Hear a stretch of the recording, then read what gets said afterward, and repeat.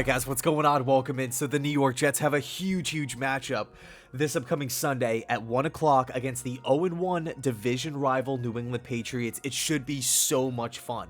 By the way, it's the home opener, so quick shout out to all the fans that are going to be attending the game. I really wish I could go, but man, it should be a lot of fun. But look, when we take a look at this game, yeah, we added the extra game onto the season. There's 17 games this year, but in the grand scheme of things, this game is actually ginormous. The Jets are 0-1. The Bills are 0-1. The New England Patriots are 0-1. If the Jets manage to beat the Patriots this Sunday, not only would the team be getting back to 500, but we would be 1-0 within the AFC East, and we would be further burying New England within the division rankings. Okay, they would be 0-2 overall, 0-2 within the division. All we have to hope for is a Buffalo Bills win as well, because they're playing Miami, and all of a sudden, the Jets are tied for first place within the division. So I know it's still early, but I really like diving into things like that. But I'm going to be honest with you. Even though the Pats are 0-1, dropping the first game of the season at home against the rival Dolphins, I walked away from that game. I ended up rewatching it, feeling like New England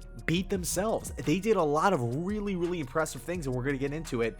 But yeah, I mean, they lost the game by 1 point. It was 16-17, and there were numerous things that went wrong. It actually reminded me a lot of the Jets' performance against the Carolina Panthers, where it just seemed like the Jets were failing on so many different accounts, so many different metrics.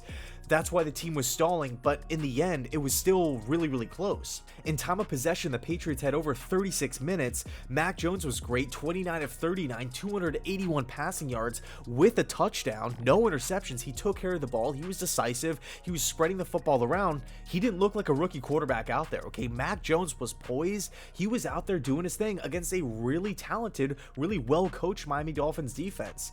And albeit it's week one and, nobody has any tape on Jones and they were at home and stuff like that. And, the New England Patriots did go out in the offseason and add some solid talent with Henry and Smith and Nelson Aguilar, who we'll get into in a second. But overall, I felt like the New England Patriots looked like a pretty solid unit, but there were a couple missteps. They shot themselves in the foot multiple times. 8 penalties for 84 yards. Are you kidding me? That's horrible. 8 penalties, multiple failed attempts in the red zone. I mean, whether you're turning the football over or settling for 3, which isn't the worst thing in the world, but when you're constantly not getting in the end zone, when you're driving all the way down the field and you're not converting, and that happens again and again, it's frustrating. And that's what ended up costing the Patriots, because look, if they scored 1 touchdown, if they, didn't turn the ball over there and kick that extra field goal, they could have won the game. They could have won the game. You also look at the fumbles as well. This Patriots team fumbled 4 times. They lost 2 of them, but still 4 fumbles, 8 penalties, constantly failing in the red zone, and you still lose by 1 point. I'm walking away from that game feeling like the Patriots, even though they're 0-1, they're still a very dangerous team. Nelson Aguilar, 5 catches, 72 receiving yards. He had a touchdown grab as well. I mean, all in all, it sounds so weird to say it because we're so accustomed to seeing Bill Belichick-led teams not beat themselves, not constantly turn the football over, not constantly fail in the red zone over and over again.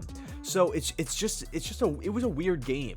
Weird game overall, but let's talk about how this Jets offense can have success against this Patriots defense, this new reloaded Patriots defense. They have talent at a lot of different areas, right? I feel like the front 7 is really the strong suit of the team, but that's not really a knock against the secondary. When I look at the Jets offense, I think the biggest thing, or really the first thing that should go unsaid, the offensive line needs to play better. I mean, that's just the bottom line. It was so bad this past Sunday. And when I say so bad, I mean that it couldn't have looked worse in the first half. I mean, we couldn't get a push at the point of attack. We couldn't establish the run.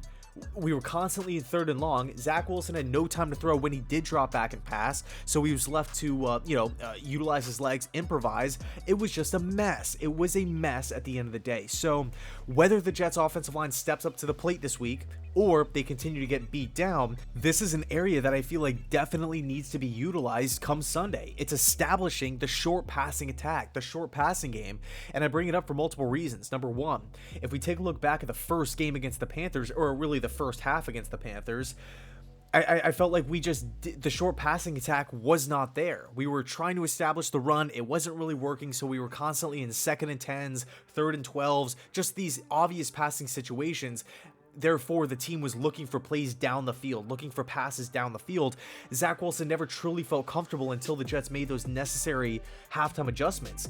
And then we saw in the second half the short passing game starting to open up, starting to work, hitting running backs in the flat, dumping the football off, getting guys on crossing patterns, just getting the football out of Wilson's hands early within the play. I felt like that's really when we saw the offense starting to move. I mean, again, the first half was a joke, but the second half, it was a completely different story. The offense looked competent, and I feel like a big part of that is just getting the football out of Wilson's hand. I was going to say Darnold's hands, crazy, but getting the football out of Wilson's hands rapidly could be huge. The next point I wanted to make, you look at where Tua had success against this Patriots defense. I mean, it's no easy thing to walk into Gillette Stadium as a division rival 1 o'clock on Sunday when the Patriots have had all offseason to prepare for you. They knew that they were going to be playing Tua. It's not easy. Okay, and to see Tua have a lot of success in the short passing game, I feel like is telling. I felt like really the goal of the Dolphins offense was getting their playmakers the football and really trying to outrace or utilize their speed in the short passing game, okay? Just get the football out of Tua's hands as fast as possible. Let's neutralize this talented Patriots defensive line. And that leads me to the point that we talked about earlier, where the Patriots front seven, I mean, they're ferocious. I mean, they might not have the biggest names, but all of these guys can play. All of them can play. I mean, really, Matt Judon too. That's really the X factor for the Patriots defense, a guy who has immense talent. So all in all, I feel like, of course, we want to hope that the offensive line plays better. Hopefully they look better. McGovern, Greg Van Roten, really the entire interior of the offensive line was they were getting beat down, and there's really no other way to put it. Hopefully those guys bounce back, but if not, we do have a plan here. It's utilizing the quick passing game, feeding the football to guys like Jamison Crowder, a guy who's going to be back, and a proven NFL player. Elijah Moore, second round pick, tons of hype in training camp. Let's get him the football early.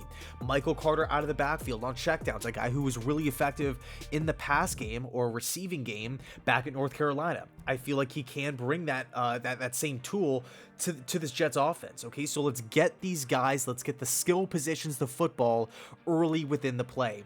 Defensively, I feel like it's no secret that the pass rush has got to improve early in the game. We take a look at how the New England Patriots really handled themselves on offense. They were able to run the ball. They were able to eat the clock. Again, over 36 minutes of time of possession. That's insane. They blew the doors off the Miami Dolphins with time of possession, and the Patriots still lost. Again, due to the fumbles, the penalties, the failed red zone attempts, but all in all, the Patriots offense, they looked competent. They actually looked like they knew what they were doing. Mac Jones took care of the football. He wasn't erratic. He wasn't overwhelmed, not in the least. So the pass rush they have to make Mac Jones's life harder. I felt like in the first half of the Panther game, Darnold had all day to throw. He had all the time in the world to sit back there, to go through his reads, to dump it off to McCaffrey, to do whatever he wanted to do. It wasn't until, again, those second half adjustments were made where we started to crank up the heat a little bit. We started to get more pressure on Darnold. Even, as it pertains to this week against the Pats, even if we have to blitz early on, I'm okay with it. I feel like we need to we need to get into Mac Jones's head early on. Pass rush will be huge. Also, we're playing at MetLife Stadium. The fans are going to pack it in. We're going to be loud. Okay, so that's just going to add to the confusion element to Mac Jones, or making his life more difficult. But we have to get after Mac. That's just the bottom line. Another area that I feel like the Jets need to highlight going into this matchup is winning on first down. Winning the first downs need to be imperative. That's something that we struggled with all day against the Carolina Panthers. Every time McCaffrey touched the football, it was chunk play after chunk play after chunk play, whether it was a screen, a designed throw, a handoff up the middle to the outside. Every time McCaffrey touched the ball, it was like a gain of 6, a gain of 7, constantly in second and short, constantly in second and 3, second and 4s. We can't live in that range. Especially when we take a look at how well the Patriots controlled the clock against the Dolphins. They are betting on the fact that they can win on first down. They can't do that, and they're in 2nd and 11, 2nd and 12, 2nd and 9, 2nd and 8. I feel like the Jets, their chances of having defensive stops skyrocket. They skyrocket. Now look, we're going to be down a couple guys. We're already down Lawson. We're already down Vinny Curry. We're already down Gerard Davis. And now we're down LaMarcus Joyner. He's not going to be out there. I don't really know what the status is with Jamie and Sherwood, and really what the plan is going to be at the safety position, going back to Joyner here, Joyner's absence rather.